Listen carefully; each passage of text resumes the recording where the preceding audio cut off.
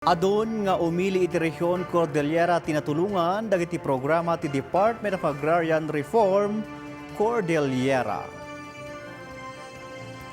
Nagduduma a support services tinaipaay kadagiti manalon kasi ti livelihood trainings nagnumaran ti Siama Farmers Association and Cooperatives.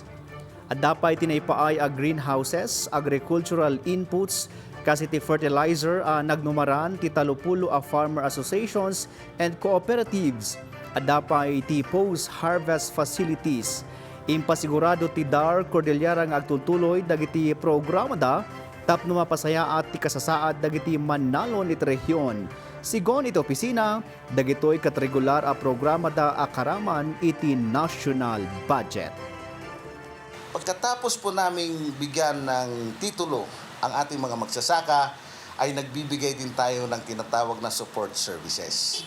Ito'y kinabibilangan ng mga infrastructure and facilities katulad ng farm-to-market roads, mga irrigations, then mga post-harvest facilities.